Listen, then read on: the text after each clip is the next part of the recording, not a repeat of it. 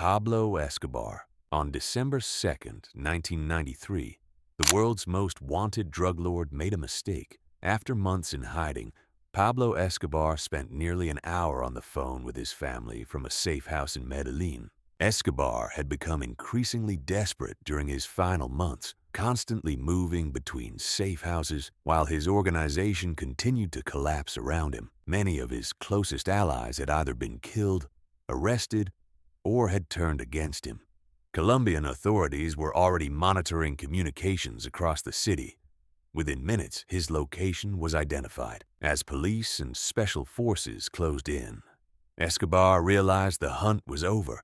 He ran across the rooftops, exchanging gunfire with officers below. Witnesses reported hearing multiple shots echo through the neighborhood as the chase unfolded. Moments later, he collapsed from multiple gunshot wounds. The man who built a multi-billion-dollar empire died on a neighborhood rooftop at age 44. Amado Carrillo Fuentes. In July 1997, Amado Carrillo Fuentes believed he could disappear forever. Known as the Lord of the Skies, he arranged secret plastic surgery to completely alter his appearance and evade authorities. At the height of his power, Carrillo controlled a massive trafficking network and used fleets of aircraft to move drugs across international borders. His wealth and influence made him one of the most powerful figures in organized crime. During the operation, complications began to emerge. What was supposed to be a new beginning quickly turned into a medical emergency. Before the surgery was complete, one of the most powerful cartel leaders in history was dead. The irony of his downfall shocked the criminal world. After years of avoiding rivals and law enforcement, he died on an operating table while trying to become someone else. Heriberto Lazcano.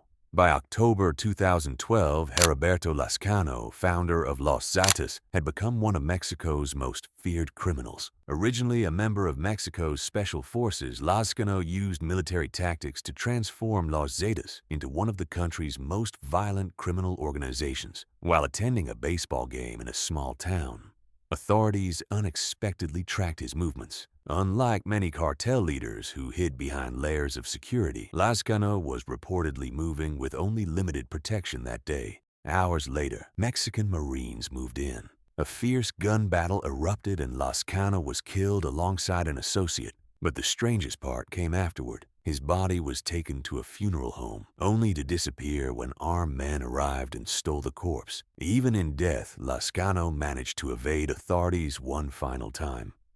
Arturo Beltrán Leyva. In December 2009, Mexican Marines surrounded a luxury apartment complex where Arturo Beltrán Leyva was hiding. Once one of the most influential traffickers in Mexico, Beltrán Leyva had built a vast criminal network that generated millions of dollars and controlled important trafficking routes. As helicopters circled overhead, heavily armed forces stormed the building. Beltrán Leyva refused to surrender. Reports suggest he fought until the very end, despite being heavily outnumbered. A massive firefight broke out, with hundreds of rounds fired throughout the night. Residents nearby described the battle as sounding like a war zone. When it finally ended, one of Mexico's most powerful cartel leaders lay dead inside the apartment. His death marked a turning point in Mexico's war against organized crime. Ramón Arellano Félix.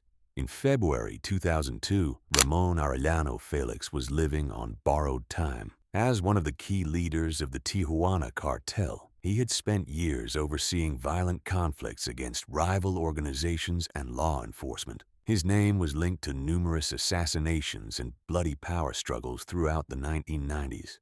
After years of ordering assassinations and surviving countless threats, he traveled under a false identity to avoid detection. But authorities received a tip. When police attempted to stop him, a shootout erupted in a parking lot. Within moments, the feared leader of the Tijuana cartel was dead. The man who had spent years hunting rivals became the hunted, ending one of the bloodiest chapters in cartel history.